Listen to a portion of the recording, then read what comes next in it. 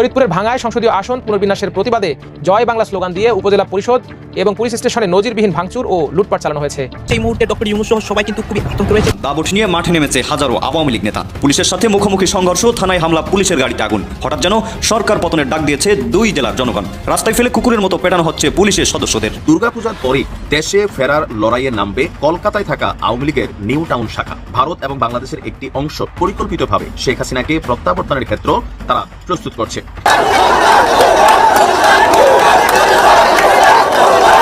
Police এখন ভেতরে ভেতরে ঘুরে দাঁড়াতে সিদ্ধান্ত নিচ্ছে। তাদের প্রত্যেকটা সদস্যের ভিতরে নতুন করে চাঙ্গা হয়ে উঠেছে যে এই তো সেই সরকার, এই সরকারে যারা আছে এদের নেতৃত্বে, এদের সিদ্ধান্তেই তো আমাদের সহকর্মীদের খুন করা হয়েছিল। জয় বাংলা স্লোগান দিয়ে উপজেলা পরিষদ এবং পুলিশ স্টেশনে নজিরবিহীন ভাঙচুর ও লুটপাট চালানো হয়েছে।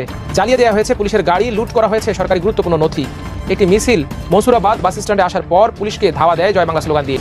জুলাই গণ অভ্যুত্থানের শেখ হাসিনা এবং আওয়ামী লীগ এবং তৎকালীন সরকারের যে নৃশংসতা ছাত্র জনতার উপর হয়েছিল, গণ অভ্যুত্থান পরবর্তী অন্তর্বর্তী সরকার গঠিত হওয়ার পরে আমাদের প্রথম দাবি ছিল এই বিচার প্রক্রিয়া যাতে যথাসময়ে এবং সুষ্ঠুভাবে সম্পাদিত হয়, এবং আমরা আশা করছি যে দ্রুত সময়ের মধ্যেই। আসসালামু আলাইকুম দর্শক শ্রোতা, আশা করছি সবাই ভালো আছেন। আলহামদুলিল্লাহ আমিও ভালো আছি। দর্শক শ্রোতা, সচিবালয়ের সামনে 5 আগস্টের মতো আবারও আন্দোলন শুরু করে দিয়েছে আওয়ামী লীগের নেতা কর্মীরা। দর্শক শ্রোতা, তাহলে কি হতে যাচ্ছে? প্রধানমন্ত্রী শেখ হাসিনাকে আবার দেশে আসবে?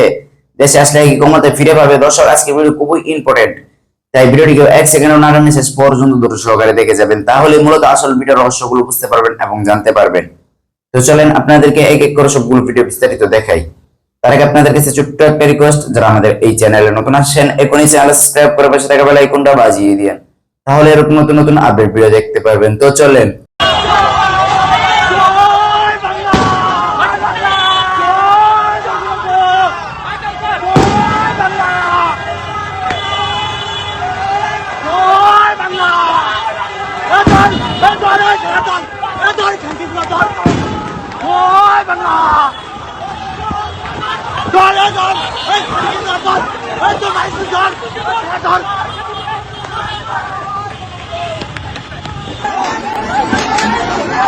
ফরিদপুরের ভাঙ্গায় সংসদীয় আসন পুনর্বিন্যাসের প্রতিবাদে জয় বাংলা স্লোগান দিয়ে উপজেলা পরিষদ এবং পুলিশ স্টেশনে নজিরবিহীন ভাঙচুর ও লুটপাট চালানো হয়েছে।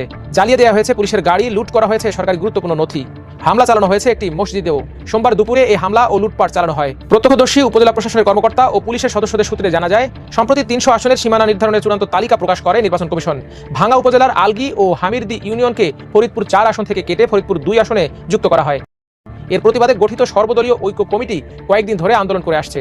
এরই ধারাবাহিকতায় দুপুর 12টার দিকে লাঠি ও দেশীয় অস্ত্র নিয়ে 2টি পুলিশ স্টেশনে হামলা চালিয়ে 9টি গাড়ি ভাঙচুর এবং একটি প্রাইভেট কার ও মোটর সাইকেলে আগুন দেওয়া হয়। জয় বাংলা স্লোগান দিয়ে উপজেলা পরিষদ ভবনে হামলা চালানো হয়। এ সময় পুড়িয়ে দেওয়া হয় 2টি মোটর সাইকেল, লুটপাট করা হয় গুরুত্বপূর্ণ নথি। প্রত্যক্ষদর্শীরা জানান, আসন পুনর্বিন্যাসের প্রতিবাদে সোমবার সকালে মনসুরাবাদ ও হামিরদি বাস স্ট্যান্ডে পৃথক কর্মসূচি পালন করা হয়। এরপর আলগি ইউনিয়নের তহিদুর রহমান বুলবুলের নেতৃত্বে একটি মিছিল মনসুরাবাদ বাস স্ট্যান্ডে আসার পর পুলিশকে ধাওয়া দেয় জয় বাংলা স্লোগান দিয়ে। পুলিশ সদস্যরা দৌড়ে ঈদগাঁও মাদ্রাসা মসজিদে আশ্রয় নেন। এ সময় তাদের রক্ষায় দরজা আটকে দেন মসজিদে থাকা মুসল্লিরা। তখন মসজিদেও হামলা চালানো হয়। বিষয়টি নিয়ে সোমবার দিবাগত রাত 12টার দিকে ভাঙ্গা থানা কমপ্লেক্সে এক প্রেস ব্রিফিংয়ে ঢাকা রেঞ্জের ডিআইজি মোহাম্মদ রেজাউল করিম মল্লিক বলেন, যারা ফ্যাসিস্ট তাদের অবশ্যই আইনের আওতায় আনা হবে, তাদের গ্রেফতার করতে নির্দেশ দিয়েছি। ডিআইজি মল্লিক বলেন, আইন শৃঙ্খলা রক্ষার বিষয় এবং জনগণের নিরাপত্তার বিষয়ে আমরা কথা বলেছি। ফরিদপুরের ডিসির সঙ্গে কথা বলেছি। আজকের ঘটনায় যারা নিরাপত্তার দায়িত্বে ছিলেন তাদের সঙ্গেও কথা বলেছি। এই বিষয়ে তাদেরকে নির্দেশনা দিয়েছি, তারা যা যা করার তাই করবেন।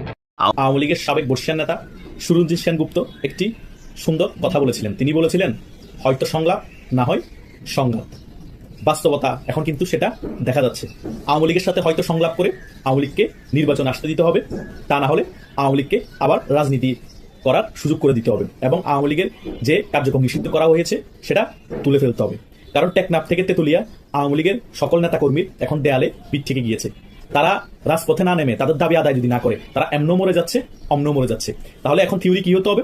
এসপার না হয় ওসপার। রাজপথই হচ্ছে রাজনীতিবিদদের আসল ঠিকানা। রাজনীতিবিদরা একটা জিনিস চিন্তা করতে হবে, যদি রাজনীতি করতে হয় হয়তো রাজপথ, না হয় জেল। এখন পালিয়ে থেকে কি লাভ হবে?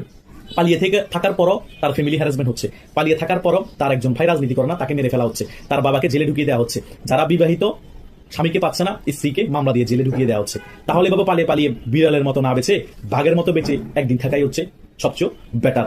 সে কারণেই সারা বাংলাদেশে আওয়ামী লীগের কর্মীরা এখন বুঝতে পেরে রাজপথ গরম করছে, আরো আগের থেকে বেশি শক্তিশালী রূপে সংগঠিত হয়ে রাজপথে নামছে। অলরেডি ফরিদপুর ভাঙ্গার মধ্যে লগি বৈঠা নিয়ে সাধারণ জনগণ, আর্মি, পুলিশ সকলকে প্রতিহত করছে তাদের দাবি আদায়ের জন্য। এইরকম সারা বাংলাদেশ ফরিদপুর ভাঙ্গা হয়ে উঠবে, কেউ দাবিয়ে রাখতে পারবে না বাংলাদেশ আওয়ামী লীগের কর্মীদেরকে। এটাই বাস্তবতা। তাই সংলাপে আসতেই হবে। বাংলাদেশের 7 থেকে 8 কোটি মানুষ বাংলাদেশ আওয়ামী লীগকে ভালোবাসে, বাংলাদেশ আওয়ামী লীগের পাশে আছে। এখন যেখানে মিছিল করা হচ্ছে সেখানেই পুলিশ ধাওয়া দিচ্ছে, সেখানে পুলিশ সাউন্ড গ্রেনেড মারতেছে, সেখানে পুলিশ টিয়ার গ্যাস মারতেছে। আজকে শুনলাম শ্যামলীতে প্রোগ্রাম হয়েছে, সেখানে পুলিশ ধাওয়া দিয়েছে, টিয়ার শেল মেরেছে, সাউন্ড গ্রেনেড মেরেছে, এবং প্রত্যেক জায়গায় এই সকল বট বাহিনীর লোকেরা ধাওয়া দিয়ে অনেক নিরীহ লোকদেরকে ধরে মারতেছে আওয়ামী লীগ ট্যাগ লাগিয়ে, এবং অনেক নিরীহ লোককে ধরিয়ে দিচ্ছে, পুলিশের কাছে মিথ্যা মামলা দিয়ে জেলে প্রেরণ করতেছে। আরে ভাই, এভাবে করে দমাতে পারবেন না তো? আমি একটা হিসাব দিয়েছি না, সারা বাংলাদেশে 69টা কারাগার মিলে 42,500 জন লোকের ধারণ ক্ষমতা আছে। হাইয়েস্ট আপনারা 1 লক্ষ লোক রাখতে পারবেন। তো বাংলাদেশে কি 1 লক্ষ লোক আওয়ামী লীগের অ্যাক্টিভ কর্মী আছে? রাজপথের কোটি কোটি কর্মী আছে। তারা যখন একসাথে নেমে যাবে, কতজনকে অ্যারেস্ট করবেন, কতজনকে প্রতিহত করবেন, কতজনকে টিয়ার গ্যাস মারবেন, কতজনকে সাউন্ড গ্রেনেড মারবেন? সম্ভব না ভাই। সংলাপ ছাড়া বাংলাদেশে স্থিতিশীল রাজনীতি সম্ভব না।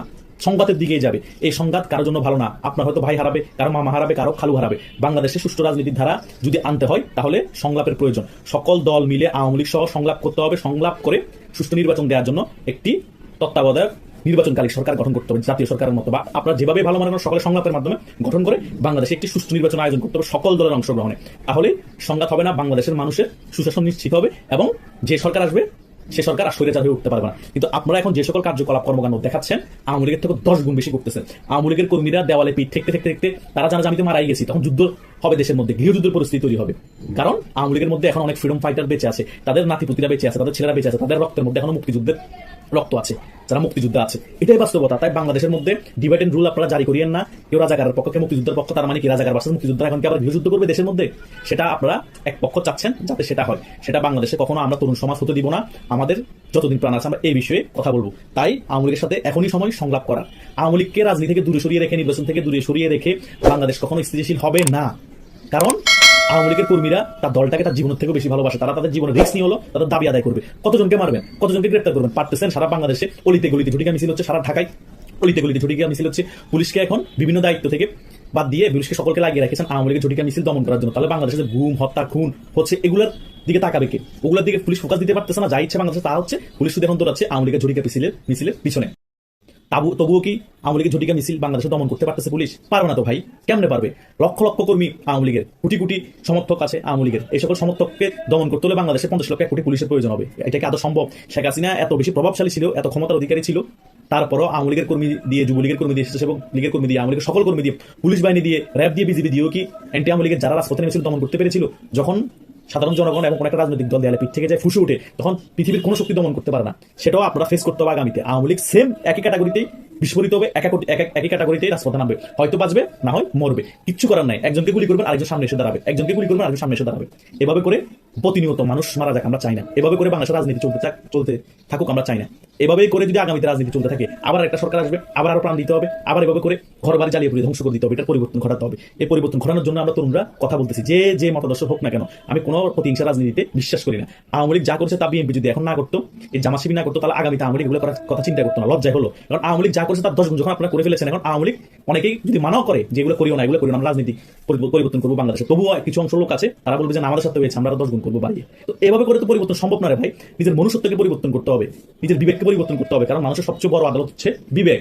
আপনি আপনার বড় আদালত বিবেক দিয়ে যদি চিন্তা করে দেশের রাজনৈতিক কাঠামো পরিবর্তন না করতে পারেন, দেশের মানুষের রাজনীতি যে সেটআপটা আছে, মানসিকভাবে মাথায় মগজের মধ্যে ধোলা হয়ে আছে, ব্রেনওয়াশ হয়ে আছে, ওই রাজনীতি সেটআপটা যদি পরিবর্তন করতে না পারেন, তাহলে বাংলাদেশে কোনো কিছুই সম্ভব না। নতুন বন্দোবস্ত বলেন, কিসের বন্দোবস্ত করেন? নতুন বাবা আবার স্বৈরাচারের জন্ম দেন আপনারাই। বন্দোবস্তের কথা বলে লাভ নাই তো। কেউ যদি 90% স্বৈরাচার থাকে, নতুন করে যে সরকার আসে সে 100% স্বৈরাচার হয়ে যায়, তাহলে লাভ কি? এসব বন্দোবস্তের কথা বলে, গণতন্ত্রের কথা বলে কোনো লাভ নাই রে ভাই। তাই আওয়ামী লীগকে আপনারা দমিয়ে রাখতে পারবেন না, আওয়ামী লীগকে আপনারা রাজনীতি বাইরে রাখতে পারবেন না। তাই সংলাপের প্রয়োজন। নাহিদ ইসলামের কাছে আমার জানতে চাওয়া যে আপনারা শুরু থেকে বলে আসছেন যে জুলাই আগস্টের গণহত্যার বিচারটাকে দৃশ্যমান আপনারা দেখতে চান রাজনৈতিকভাবে, এবং আজকে দেখলাম আমরা এই প্রথম যে মামলা শেখ হাসিনা, আসাদুজ্জামান খান কামাল এবং চৌধুরী আব্দুল মামুনের মামলার সাক্ষ্য গ্রহণ একেবারে শেষ পর্যায়ে, আর হয়তো প্রসিকিউশন থেকে যে একটা সাক্ষ্য নেওয়া হবে, এরপরে মামলাটি আর্গুমেন্টে যাবে। আমরা আর্গুমেন্টও দেখেছি যে 1 সপ্তাহ মতো সময় লাগে, এরপরে মামলাটি রায়ের দিকে যাবে। সামগ্রিকভাবে এই যে জুলাই আগস্টের গণহত্যার বিচারের যে অগ্রগতি দেখে এখন আপনি কি বলবেন যে আপনার সন্তুষ্ট কি? 46 জন সাক্ষী পেয়েছে। জুলাই গণ অভ্যুত্থানের শেখ হাসিনা এবং আওয়ামী লীগ এবং তৎকালীন সরকারের যে নৃশংসতা ছাত্র জনতার উপর হয়েছিল, গণ অভ্যুত্থান পরবর্তী অন্তর্বর্তী সরকার গঠিত হওয়ার পরে আমাদের প্রথম দাবি ছিল এই বিচার প্রক্রিয়া যাতে যথাসময়ে এবং সুষ্ঠুভাবে সম্পাদিত হয় এবং আমরা আশা করছি যে দ্রুত সময়ের মধ্যেই আমরা ন্যায় বিচার পাবো। এই মামলা, শেখ হাসিনার এই মামলার হয়তো আমি শেষ সাক্ষী। আমার স্বাক্ষর নেওয়ার পরেই হচ্ছে এই মামলাটা রায়ের দিকে যাবে। তবে শুধু এই একটি মামলাই নয়, এটা হয়তো রাজনৈতিকভাবে আমরা একটা ন্যায় বিচার পাবো, কিন্তু সারা দেশে যেই গণহত্যা এবং নির্যাতন, নিপীড়ন, গ্রেফতার, গুম খুন সংঘটিত হয়েছিল, তার কিন্তু আরও অনেক মামলা রয়েছে। ফলে এই বিচার প্রক্রিয়া কিন্তু একটা দীর্ঘ সময় ধরে আসলে চলবে তার প্রক্রিয়া অনুযায়ী। ফলে নির্বাচনের পরেও যাতে এই বিচার প্রক্রিয়া কোনোভাবেই বাধাগ্রস্ত না হয়, সেটার জন্য এই ট্রাইব্যুনাল এবং অন্যান্য যেই বিচার প্রক্রিয়া রয়েছে। রোজকার সাধারণ খাবার এখন হবে অসাধারণ। প্রাণ শীতের মশলা, স্বাদ বাড়ায়, ঘ্রাণ ছড়ায়। সাধারণ কোর্টে সেটা যাতে অব্যাহত থাকে সেই প্রতিশ্রুতি আমাদের এই সরকারের পক্ষ থেকে, সেই একটা রোডম্যাপের দাবি আমরা জানিয়েছি এবং সকল রাজনৈতিক দলের পক্ষ থেকেও সেই কমিটমেন্ট, তাদের সেই ইস্তিহারেও যাতে সেটা থাকে, এটা আমাদের প্রত্যাশা থাকবে, যাতে এই জুলাই গণহত্যার যে বিচার এবং গত 16 বছরে গুম সহ যে আরও নানান ফ্যাসিবাদী হত্যাকাণ্ড রয়েছে, অপরাধ রয়েছে, তার বিচার প্রক্রিয়া যাতে চলমান থাকে। এখন পর্যন্ত আমরা সন্তুষ্ট যে বিচার প্রক্রিয়া চলমান আছে এবং রায়ের দিকেই দ্রুত সময়ের মধ্যে যাবে। তবে আরও যে মামলাগুলো রয়েছে আমরা চাবো যে সেটার বিচার প্রক্রিয়া যাতে যথাযথ গুরুত্বের সাথে এগিয়ে চলে এবং সরকার যাতে একটা সমন্বিত রোডম্যাপ সকল রাজনৈতিক দলের সাথে মিলে ঘোষণা করে নির্বাচনের আগে। একটা বিষয় সেটা হলো যে শেখ হাসিনা বিদেশে থেকেই নানা রকম কথাবার্তা বলছেন, আমরা তাকে ফেরানোর বিষয়ে দৃশ্যমান কোনো অগ্রগতি দেখিনি সরকারের তরফ থেকে। আপনারাও দেখি এই বিষয়ে তাকে ফেরানোর বিষয়টা জোরালোভাবে কখনো বলেন না আরভাবে। তাকে ফেরানোর বিষয়টা কি আসলে আটকে গেছে, আপনার কি মনে হয়? তাকে, শেখ হাসিনাকে ফিরে আনার বিষয়ে আমরা বরাবরই বলেছি, প্রথম থেকে বলছি, এখনও বলছি, সরকারের এটি কূটনৈতিক এবং রাজনৈতিকভাবেই সরকার এবং আন্তর্জাতিক জনমত তৈরি করে সরকারকে এইদিকে এগোতে হবে এবং এই মামলার যদি রায় হয়ে যায় তারপরে আসলে আর কোনো অপশন থাকবে না, তাকে ফিরিয়ে এনে শাস্তি প্রদান করাই এই সরকার এবং যে কোনো সরকারের জন্য এটা একটা নৈতিক এবং আইনি দায়িত্ব থাকবে। আমরা আশা করব যে এই সরকার সেই দায়িত্ব যথাযথভাবে পালন করবে। সালামু আলাইকুম। খুবই চাঞ্চল্যকর প্রতিবেদন এবং তথ্য। আওয়ামী লীগের নেতাকর্মীদের যেমন সুসংবাদ এটা, তবে আওয়ামী লীগের বাহিরে যারাই আছে বা সরকার পতনে যারা কানেক্টেড ছিল তাদের জন্য ঘুম হারাম করার সংবাদ। আপনি দেখবেন যখনই আওয়ামী লীগের সাথে কথা বলে প্রত্যেকে একটা জিনিস মাথায় রাখে যে আওয়ামী লীগে আসলে সাংবাদিক ইলিয়াস বলছেন কারো হাড্ডি খুঁজে পাওয়া যাবে না, রাশিদ খান বলছেন কারো লাশ খুঁজে পাওয়া যাবে না। আওয়ামী লীগকে নিয়ে একটা ভয়ভীতি তো কাজ করছে। তবে আওয়ামী লীগকে আসলে এত সহজে বাংলাদেশে আবারও পুনর্প্রবেশ করতে পারবে বা ঘুরিয়ে দাঁড়া হইতে পারবে? আওয়ামী লীগ নেতাকর্মীরা ভাবছেন জাস্ট একটা মোমেন্টের অপেক্ষায় আছে যে কখন শেখ হাসিনা টুস করে বাংলাদেশে ঢুকে পড়বেন অথবা সামহাও তিনি দেশে আসবেন, এরপরে একটা ভিন্ন প্রেক্ষাপট তৈরি হবে। তো এর মাঝখানে আমার দেশ পত্রিকার মাহমুদ ভাই প্রতিনিয়ত শেখ হাসিনার নিঃশ্বাস পর্যন্ত পারলে তিনি কাউন্ট করেন যে কখন শেখ হাসিনা কোন নিঃশ্বাসটা কোথায় ফেলতেছে, বাংলাদেশে কবে প্রবেশ করবে, তার যেই তথ্য উপাত্ত প্রত্যেকটা গণমাধ্যমের মধ্যে তিনি একটু ভিন্ন ধারায় কিন্তু প্রতিবেদনগুলো করেন প্রতিনিয়ত। আর আওয়ামী লীগের সময় তিনি নির্যাতনের শিকার হয়েছিলেন, যতদিন প্রবাসে ছিলেন প্রতিনিয়তই কথা বলতেন ভারত এবং আওয়ামী লীগের বিরুদ্ধে শক্ত অবস্থান মাহমুদুর রহমানের পত্রিকা এবং মাহমুদুর রহমানেরও।